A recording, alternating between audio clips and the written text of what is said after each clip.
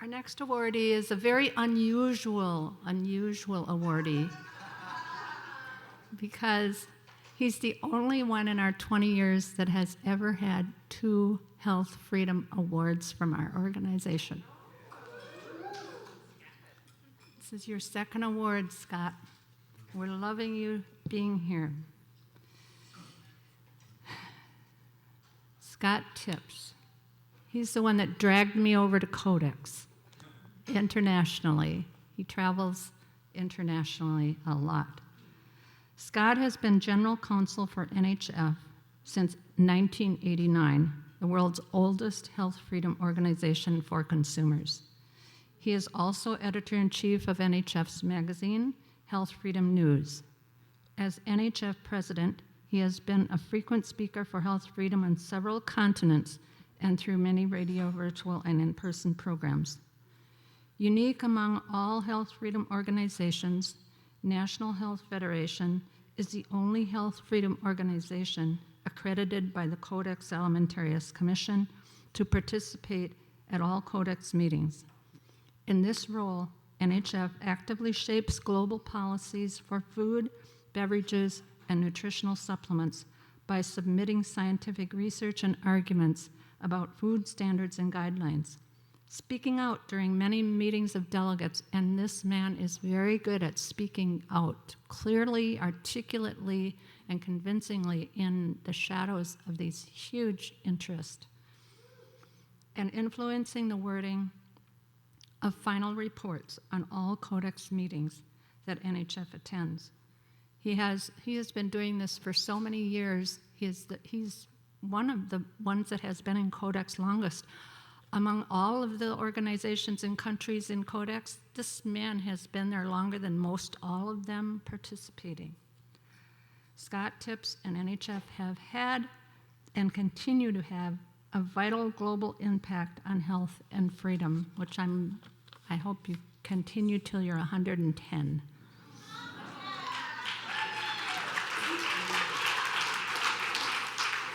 Come up here, Scott. Come up here, Scott.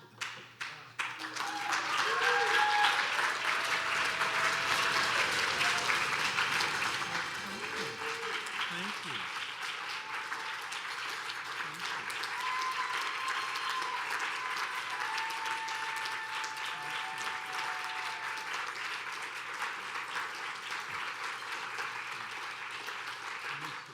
Scott is awarded for his steadfast and profound leadership in the health freedom community since 1989 when he became general counsel for NHF.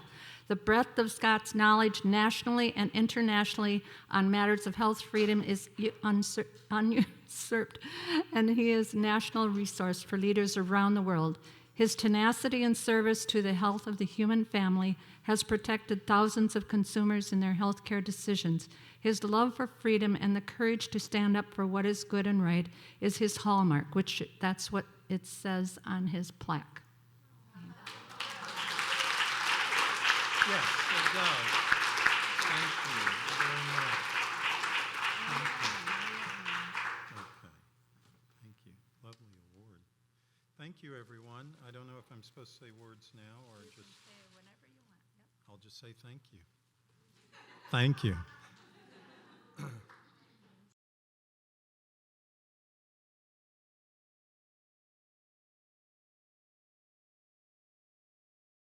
Newark, and then really even more so in Minneapolis, St. Paul at the airport. I really felt like a stranger in a strange land. And every time I come back to the States, and I've lived outside the States for 27 years now, it feels stranger and stranger to me. It's no longer the country that I knew when I grew up, when I was a boy or a young man or middle-aged man, whatever. It's really changed a lot. And I can remember my younger brother when he was 3 years old, kind of a funny story, but 3 years old, he's in the bathtub. My mother was giving him a bath, and she needed a towel, so she ran out of the room to grab one. When she came back, he was gone. He was missing.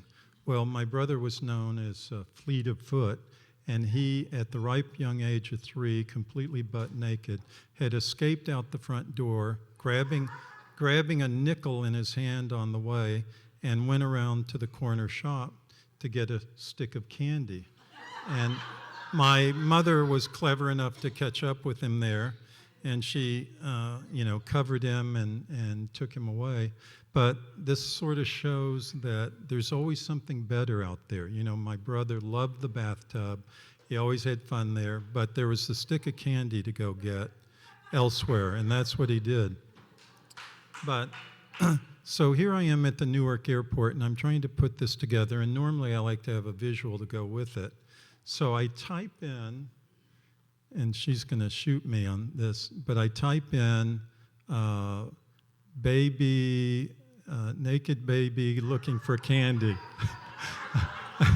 And so you can imagine I'm probably on some FBI, watch list now because of that. So you were my witnesses that it was for this story. It wasn't for anything else. But that's also another thing you have to be careful of because, back in the 50s and the 60s, you didn't have to be as careful about what you said or did or things like that, just so long as you weren't hurting someone. So that's kind of my experience with the, coming to this country every time, and it gets weirder and weirder each time. But one of the things that I try to convey, or have tried to convey at the Codex meetings, and this was in August 2013, and we had been asked, the NHF had been invited to speak to 600, 700 delegates, Codex delegates in, Geneva, in Geneva. And we were one of the six INGOs, International Non-Governmental Organizations, who were given this privilege. And so the other organizations, they all talked about themselves, and they talked about how many members they had, and they talked about, what their plans were and all of that.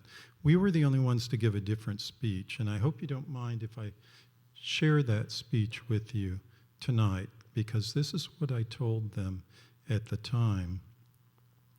I said to them, if you were to walk in the cemetery where my mother's father is buried, and you were to look at the headstone beneath which he is buried, you would see inscribed on the stone his name and the dates of his birth and death, but you would also see inscribed underneath them a single word, integrity. Integrity, for that was the value that he stood by and that he inculcated into all of us, his daughters and his grandchildren.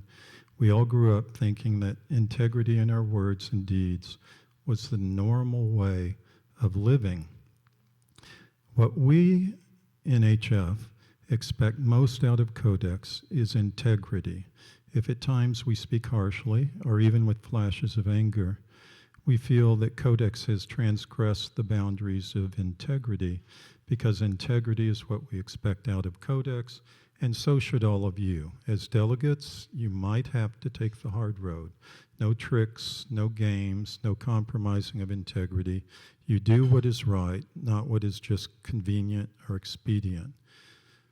But what we see here all too often is that some government agencies are nothing but regional field offices for corporate interests, and this we find lacks integrity.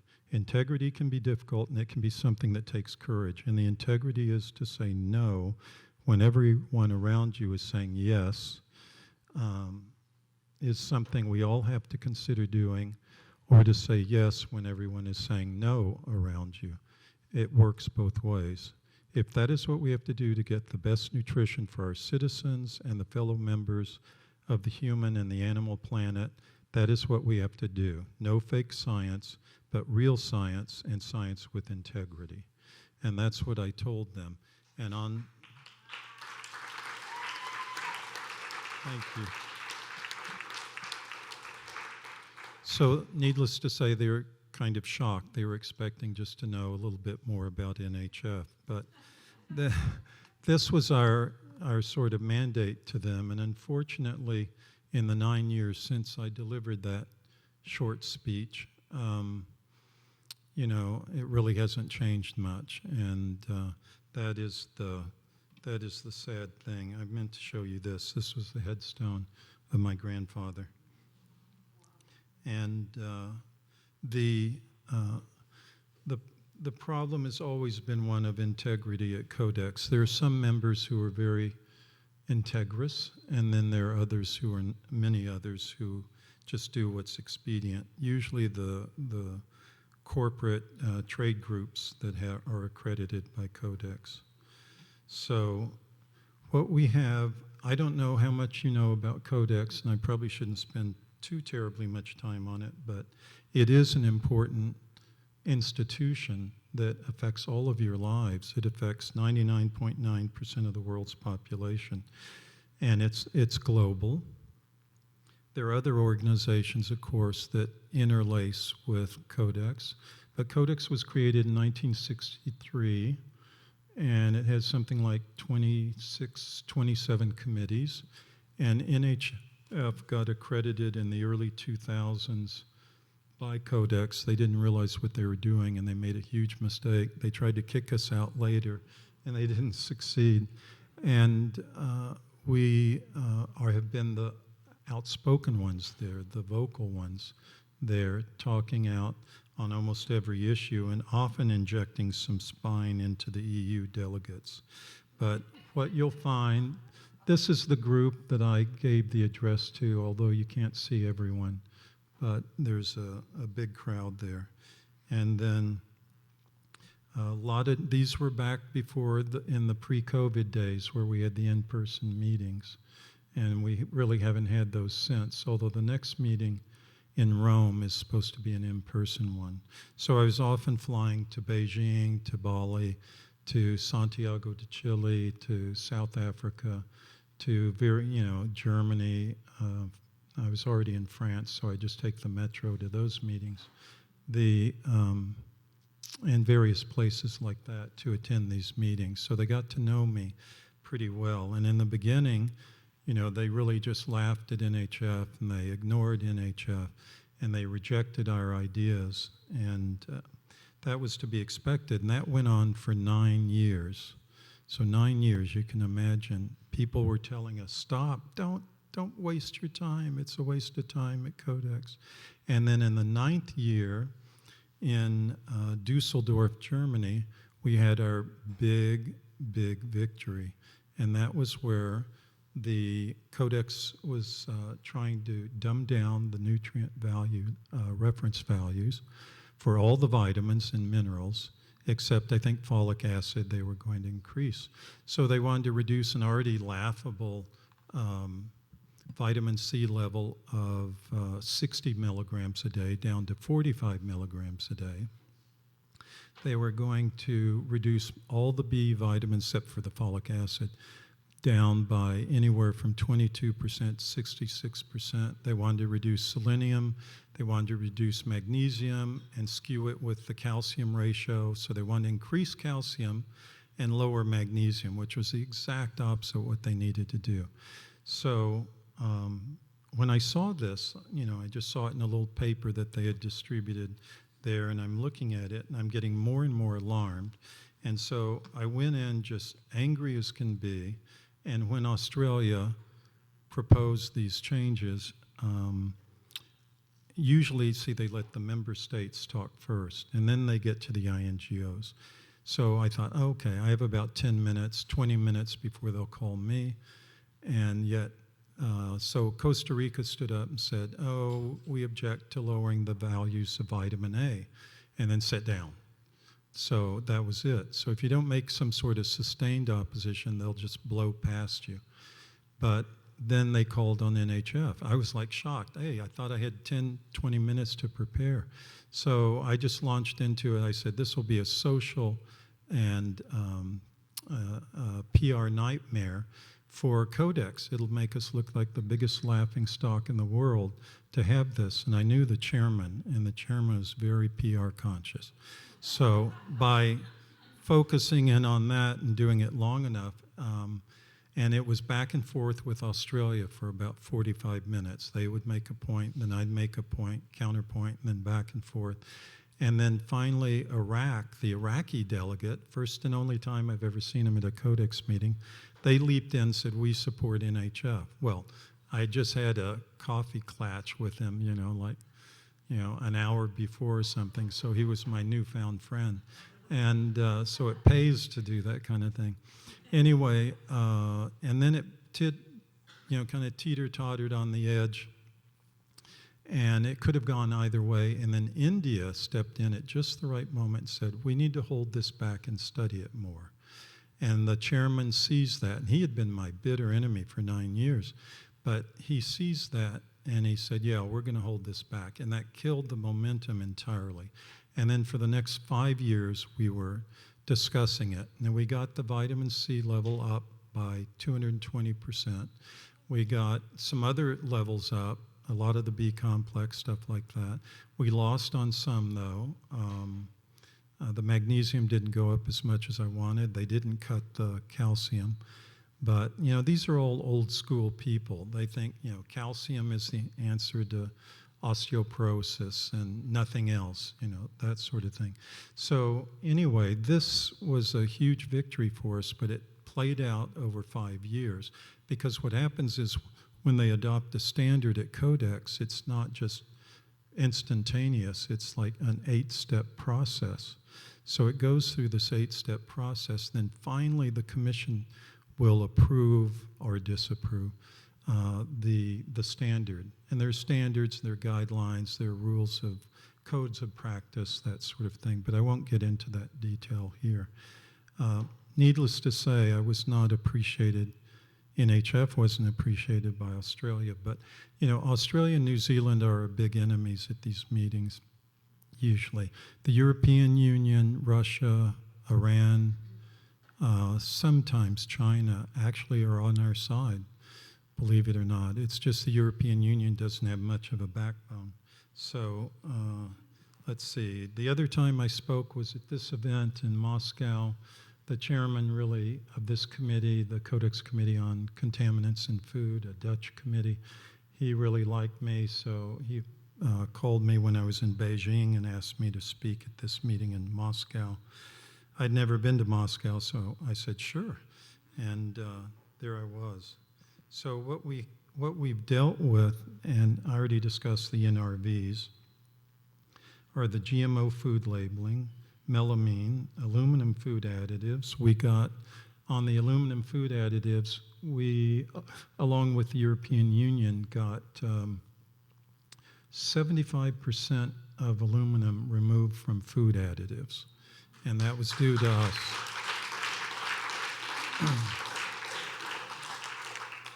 Coming in late to the game on aspartame, unfortunately, we didn't make much of a dent on it.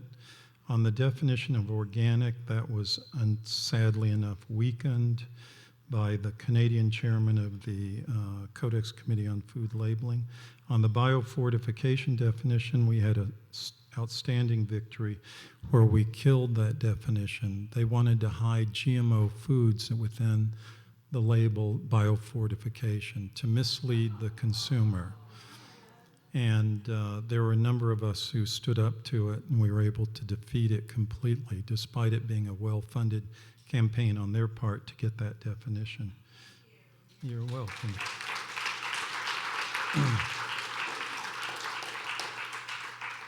And then on the herbicides, the pesticides, and the fungicides, especially the glyphosate, we've been the only ones speaking out on that issue, sadly enough.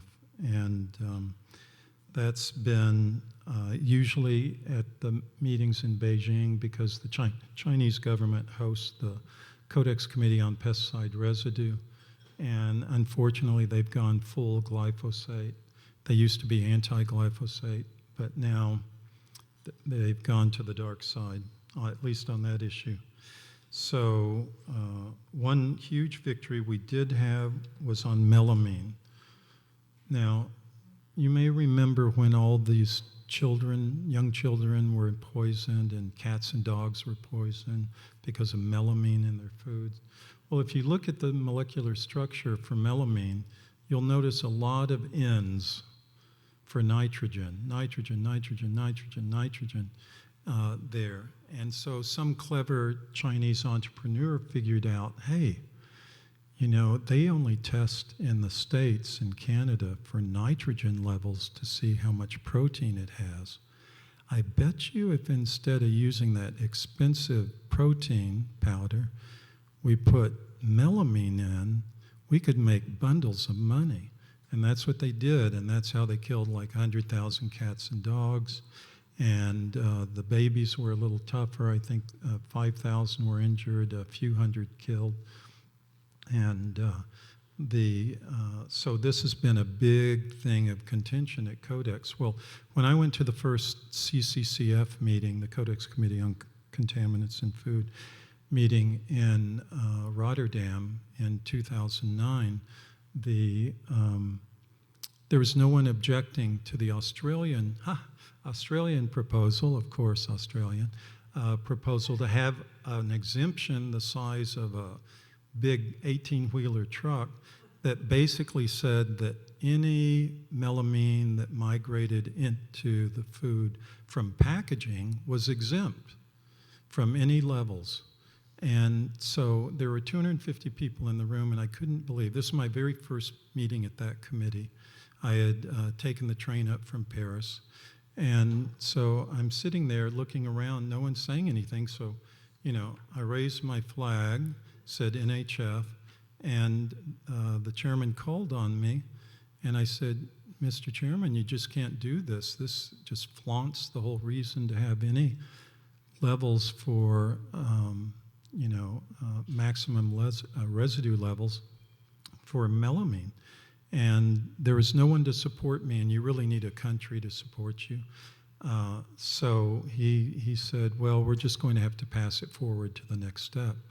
Is that okay with you? And I'm like looking at well, what can I say? You know, this is the first chairman in the world that ever asked me, is that okay with you?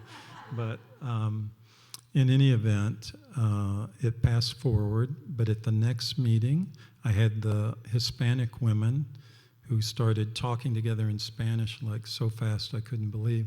And they were like the Costa Rican, the Panamanian, and Guatemalan, I think. Anyway, they were opposed to it. And then they got their Hispanic people together. And by the next meeting, we had like 18 countries opposed to it. But it still passed forward. And then it still passed forward. It kept passing up, till the very last meeting where I had everyone against it. Even Australia offered to withdraw the proposal. And so we had our victory, and that exemption was closed. So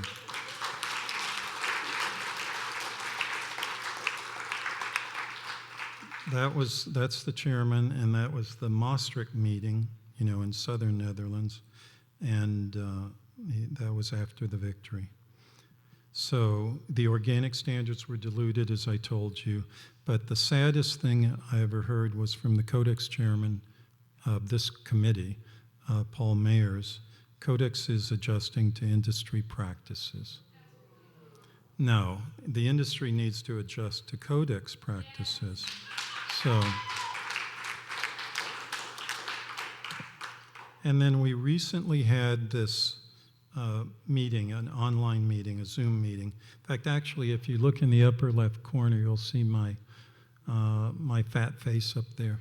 And anyway, this was quite a bitter meeting with really me, NHF, opposed to CropLife.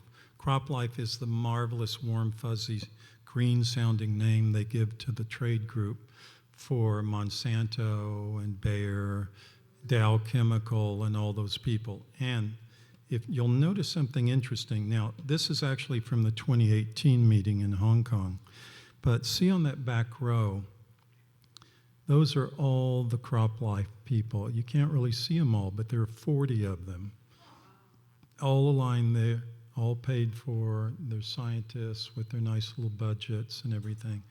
And they're to contradict us because we were the only ones speak out against glyphosate, the only ones speak out against a lot of the pesticides. Now, the EU, Switzerland, and Norway were often quite good.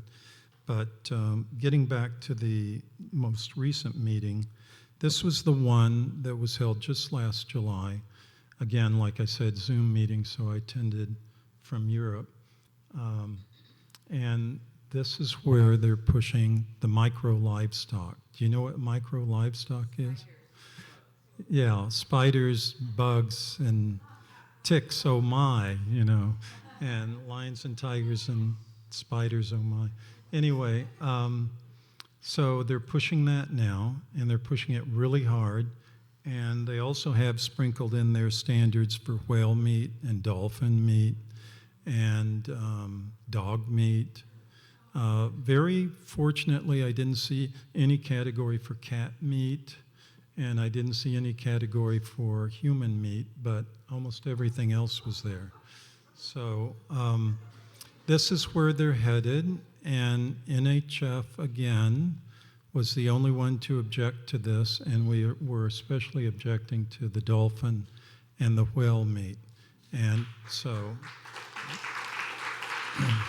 thank you. And that's where we differentiate from a lot of the other delegations there. Yeah, lice. Yeah, lice is on that list. Yeah, earwigs. Do you like earwigs? Do you like them baked or do you like them stir-fried? So they want to turn Minnesota into, like a micro livestock capital or something. But, when you start seeing these, does anyone know what this is? A rock. Yes, you're right. It's Plymouth Rock. No, it's a hunger stone. And in the Middle Ages, the locals would put these in the stones, and if the river descended below the level where it would reveal the rock, then it was a warning sign to all the townsfolk to start stocking up on food and to prepare for a harsh winter of hunger, and do that. And they're all over. Usually you find them in Germany. There might be some in the Netherlands, but Czechoslovakia, Czech Republic, Slovakia, Slovenia, Hungary perhaps, and you'll see those there. And that's just showing us that we need to prepare for the hard times coming, and they are coming, and we're already starting to see some of it. You have here the plot to eliminate animal protein is actually much more advanced than we ever thought.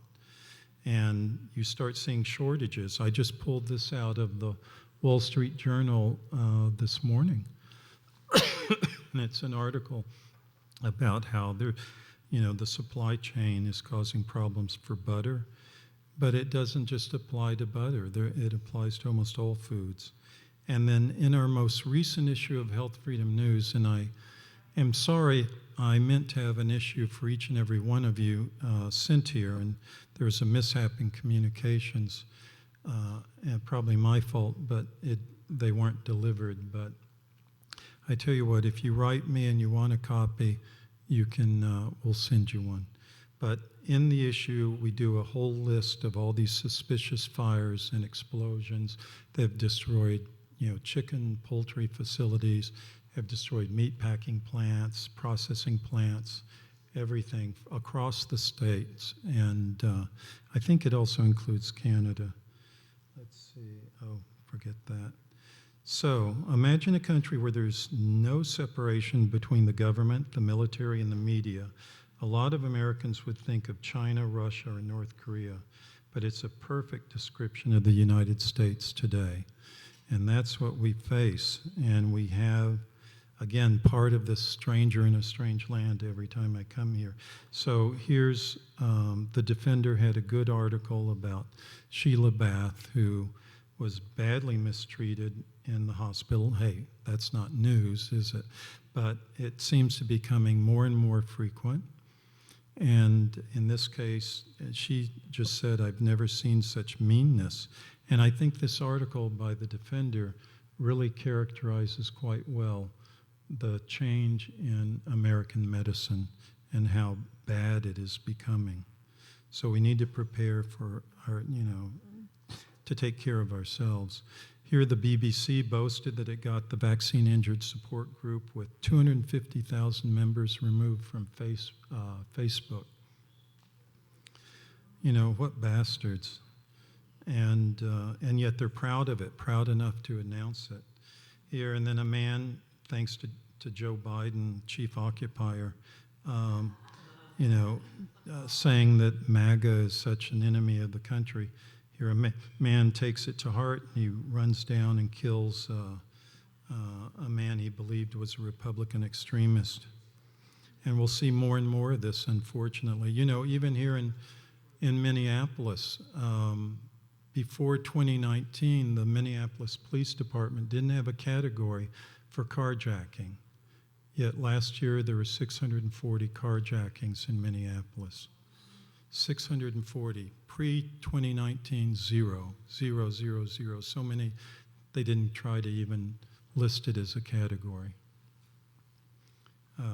Let's see where we are. Calls grow to discipline doctors spreading virus misinformation. We're all aware of that.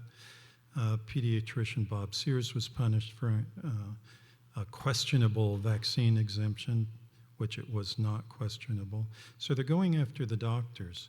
And they're actually maintaining hit lists, and the Federation of Medical Boards, kind of an overarching medical board that oversees these things, is backing all of these efforts. So we have the Silence of the Lambs, and I just want to read this. It's kind of against my religion to put a slide up that has that many words, but this was important. You ask why doctors are silent. The electronic medical records, the EMRs, are a ball and chain to physicians. We are tracked through them. When I wrote a prescription for ivermectin for a patient, with informed consent, I received 5 letters threatening my medical license, my hospital privileges, and my insurance contracts. I would not have received 5 letters if I had killed someone in negligence or malpractice.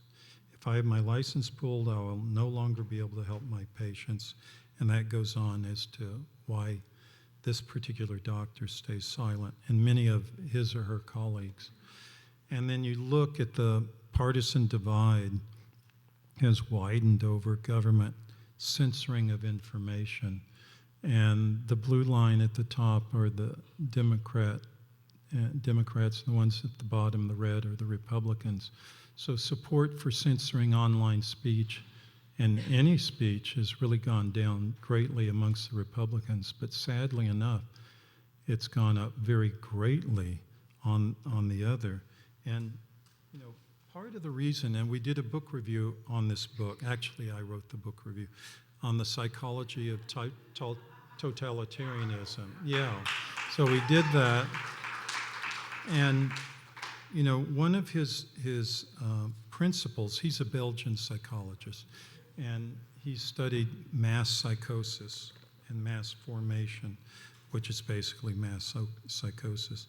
But he says when people he said intelligent people are utterly stupid in a mass.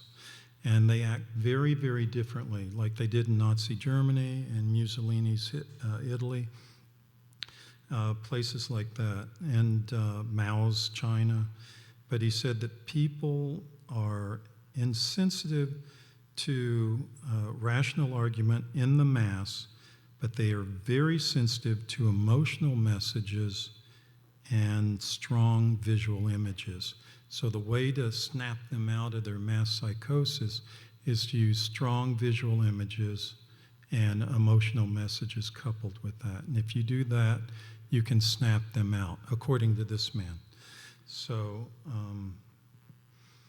the problem is a lot of these people have been born in a cage, and they think those of us who are flying are sick. And this is the sad fate of today. And again, why I find myself a stranger in a strange land every time I come back here. Vaccines, really, this says it all. An idea so good, it has to be made mandatory. I mean, and anyone here is welcome to snatch this meme and use it.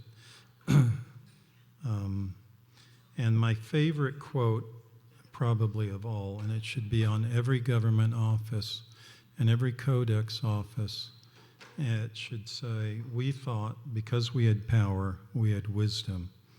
Well, a lot of these people, wisdom is chasing them, but they're running faster, and it's never catching up with them. But back in the winter of 2019, this is our magazine, one of the covers, and we were one of the first to come out with a story on COVID-19. This is winter 2019. It was released January 2020, and it talks about how it's all hyped up, don't be afraid. And then the very next issue had this, the spring 2020 issue, had this main article and a number of others. But never has so little done so much harm to so many. And that was an article I wrote. It's a little dated now, 2 years later, but it still says the main points that could have saved a lot of lives if people had just read it. Then we went into censorship in our cancer culture, and we talk about that. And I think this article, I think this was done by Bill Sardi, I'm not sure. But the sad thing about all this, while we're putting out this information, you have Dr. Evil Anthony Fauci saying that if you look at the now 90,000 people, this was in March, early March 2020, by the way. If you look at the now 90,000 people who have been infected and the number of deaths that have occurred, about 80% of individuals who get infected do really quite well without any spontaneous and without specific intervention, namely they spontaneously recover. So that is lying Fauci. Well, fortunately, RFK Jr. and Senator Rand Paul have really shown what a liar he is. So the thing we have to remember, though, is that governments change, but the lies stay the same. And the other huge problem, because we always keep thinking we can just fix government, and maybe we can for a very, very short while, but governments with their power, and the more power they have, the more the psychopathic energy they attract, like moths to a flame. And these are the kind of people who run for office, want power, me, look at me, and give me power, and I know what to do. They clearly hadn't read the Stephen Vincent Benet quote. But what we found is, as William Shakespeare said, hell is empty and the devils are here. And that is our real problem. We're facing very evil times. Oh, I'll go back. There you go. Hell is empty and all the devils are here. And again, total violation of my PowerPoint rules, but I couldn't resist. I had just finished reading this book that was published in 1934 called Who Rules America, and by a guy named John McConaughey.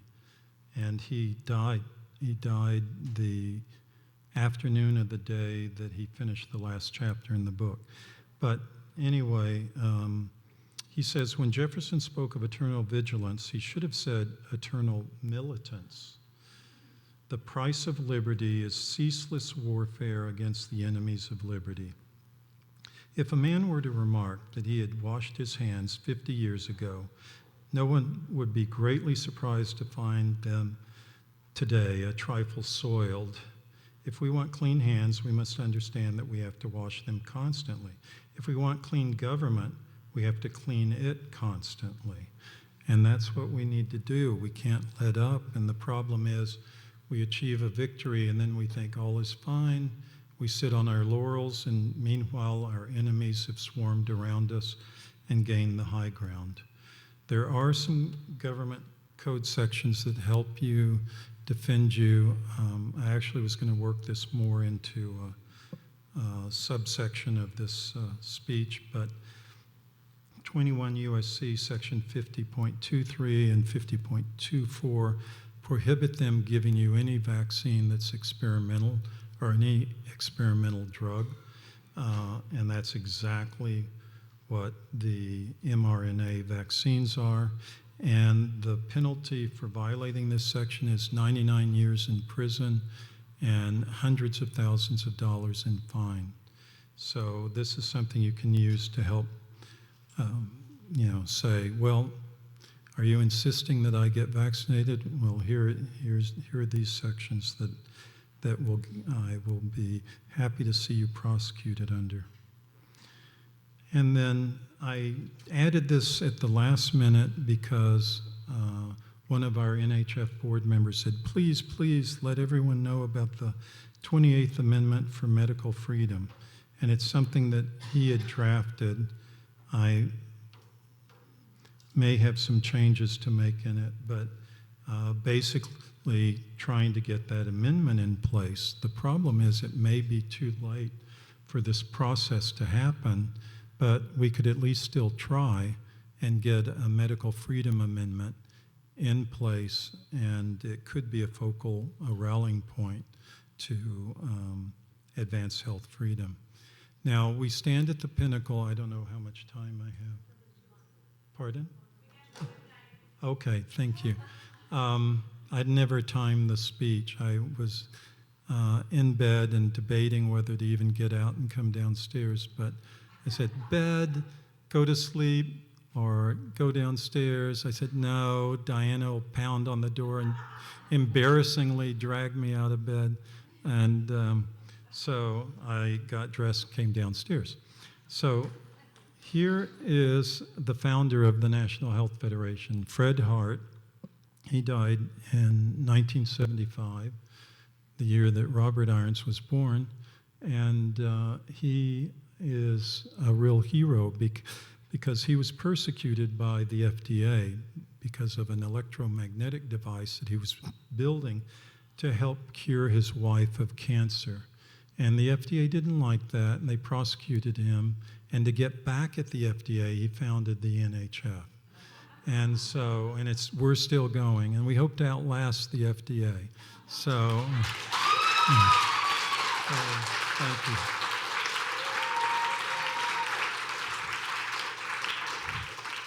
But Fred would, well, it's a funny thing. The FDA ended up approving it some years after.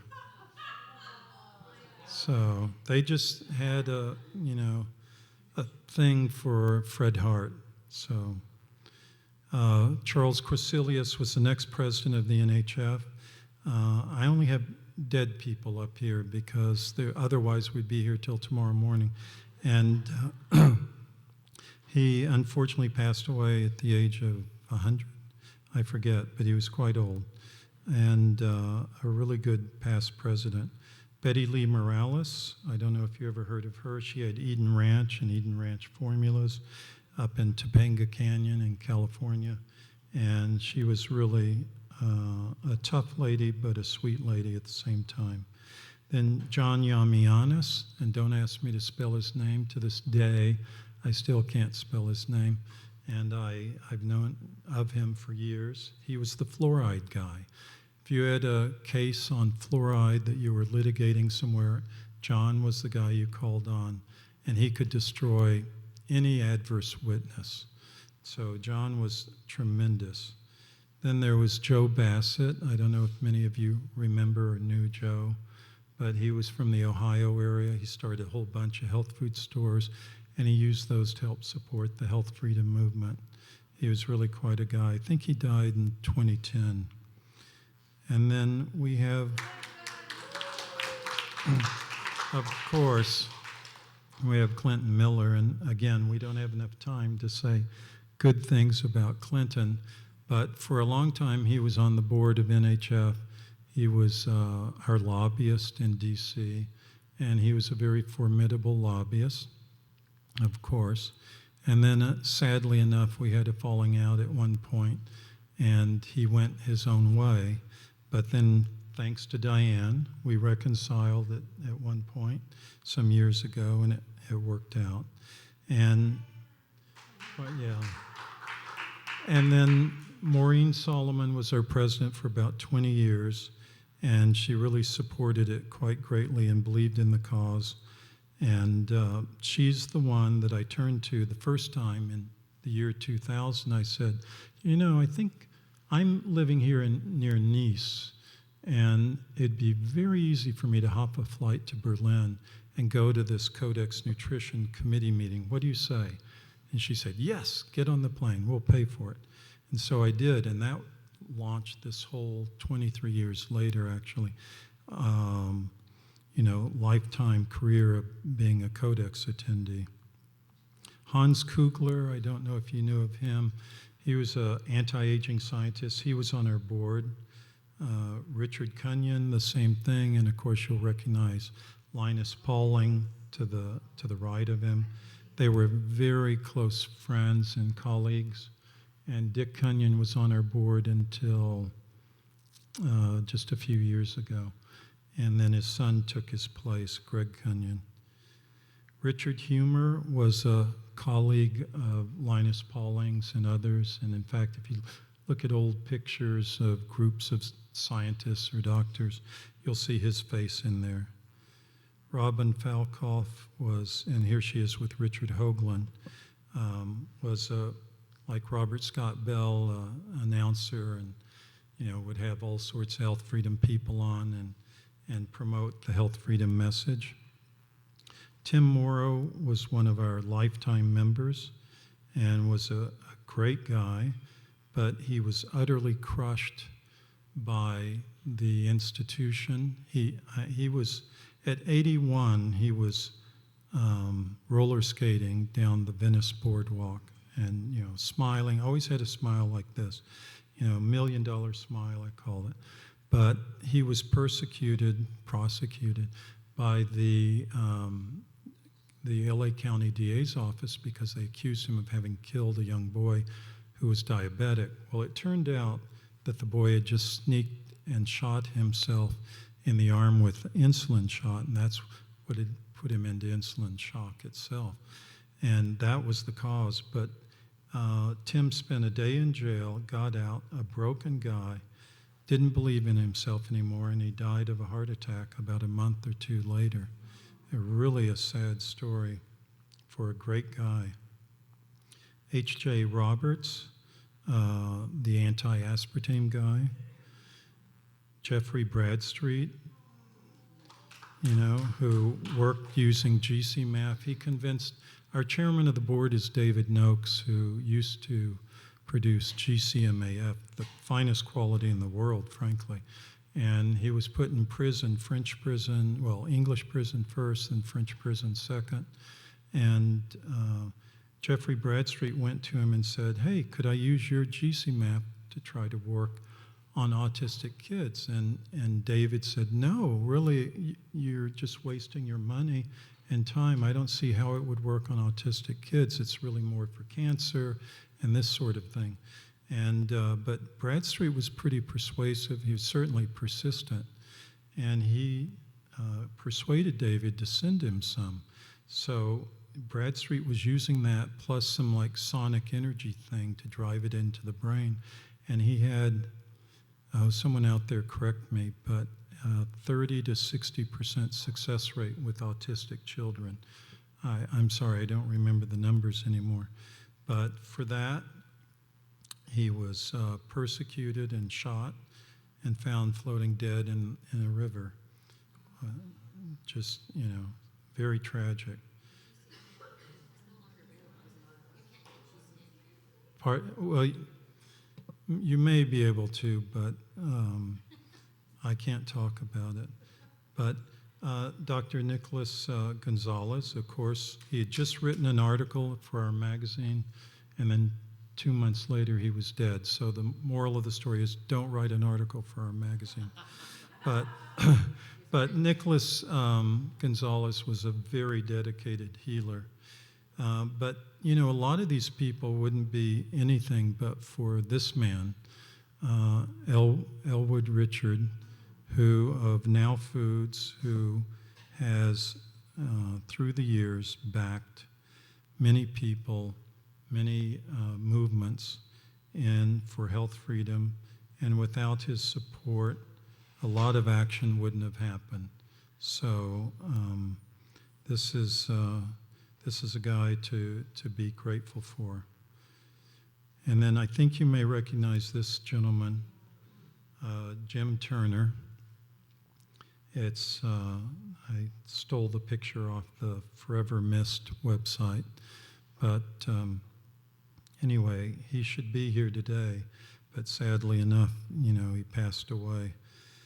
I guess someone was saving him from all the trouble that's coming ahead of us. And Robert Irons, he used to be quite active with NHFC, and tragically died quite young. Lorraine Hurley, she was another announcer like Robert Scott Bell, but maybe on a more limited scale. Byron Richards, who wrote a book, Fight for Your Health, and was quite active until he died at a young age of 51, was it? 51? 59, okay, still too young. And a very good friend of mine, Bob James, who I think was taken out by the opposition. He had invented some electromagnetic devices that were actually incredible. One removed wrinkles and was like $1 billion device, and the other gave energy into the cells directly and to the atoms directly. And in 2009, August 2009, he shot himself, unfortunately, because he thought everyone was closing in on him, which some were. But then, I don't know how many recognize this gentleman, Burton Goldberg.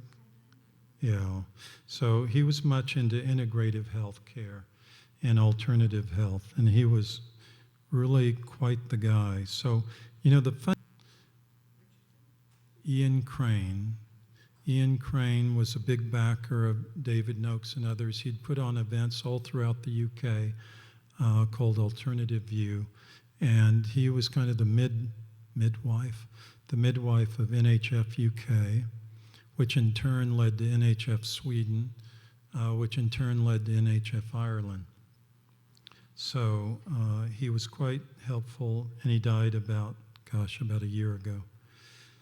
But the one who really is a very tragic loss for me personally is my very good friend Bill Sardi, who was killed in a hospital on Valentine's Day this year. And sadly, we couldn't get him out of there because I didn't have the power of attorney. But Bill has written numerous articles for Health Freedom News, for LouRockwell.com. He was extremely prolific. He'd generate articles a day, and then still have 12 hours left in the day, if not more. But one thing that all these people have in common, a lot of them at least, is that they recognize that 20% of their efforts would lead to 80% of the results, and they would do. I certainly know that about Clinton Miller. I know that about Charles Creselius and some of the others. And so they would focus on the 20% to get the 80% results.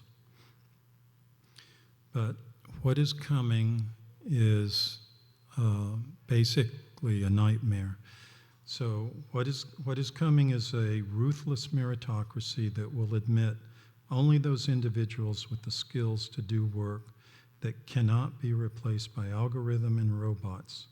There won't be many openings. So the culling of the planet is happening. If you'd asked me that question 5 years ago, I'd say no, they're just trying to reduce the fertility rate. In fact, I did say that. And by dumbing down the nutrient levels, increasing the toxic load in the foods, all of that. But, you know, we all have to remember that our duty, one of our duties, is non-cooperation with evil. And that was the kind of the slogan, or one of the slogans of Mahatma Gandhi, but it's also should be one adopted by us.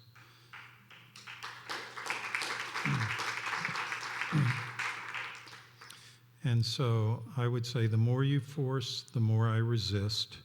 The more you coerce, the more I reject. The more you lie, the more I seek truth. You only have the power I give, and I give you nothing at all. I am free and I value courage and integrity. Stay strong and resist. And that is what we need to do. And when you fight, you want me to go back? Okay. And when you fight, you need to fight to win. And one of the things a lot of people do is they pull their punches and they don't fight to win. And they always think someone else, or often think, someone else will come along and help them. And hopefully that will happen, but you can't count on that. Like at the Codex meetings, I can't count that any country will come to my aid, even if I've talked to them beforehand, and I often do, and I get their support because they either wimp out, or a lot of the people I've established relationships over the years, they've gone on and retired or had children or been promoted or died or whatever. So I'm constantly having to reform connections at Codex. So at 1 year, for example, Ecuador was one of our big supporters, and South Africa for a time, big supporters. And then the head of the delegation changes, and I have to start over from fresh. And a lot of times they don't come from the same sort of knowledge background that I come from, and their viewpoint is different. And so it doesn't often work. So it's always this shifting kind of fluidic, loyalties that are out there.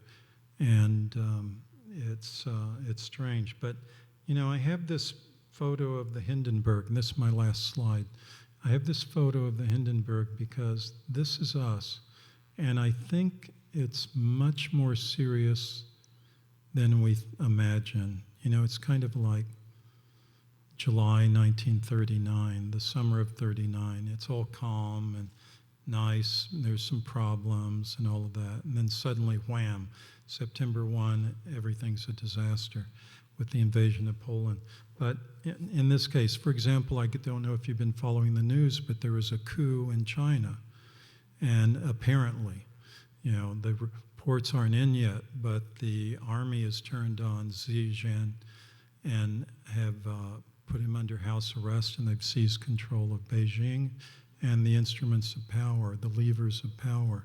So that doesn't bode well, because if you think about it, who usually takes control when it's the military? It's the young Turks who are chafing at the bit to get into action, and the older guys are saying, calm down, calm down. So that could mean an invasion of Taiwan coming soon to theaters near you, or it could mean an invasion of the west coast of the U.S., because there are a lot of people analysts who think that the threat to invade Taiwan is a front, that they've amassed enough ships to invade the west coast of the U.S.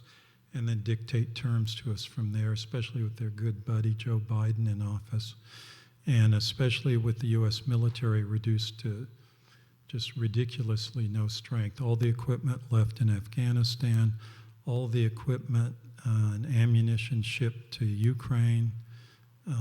It's incredible. And so we have to be prepared for something to happen, and the people who have their grips on power are very much fearful of the midterm elections, and they'll probably do something, anything, before then or then, to maintain power, because they know if once they're out of power, they're in big trouble. So they can't be out of power. And this is a concern. So with the food supply chains in peril, with anything you need, you ought to start stockpiling now to the extent you haven't. And then work with like-minded people and establish networks for if things are controlled and shut down, you can still communicate. And for all I know, this may be my last trip back to the States, but but we'll see. Anyway, that's all I have to say.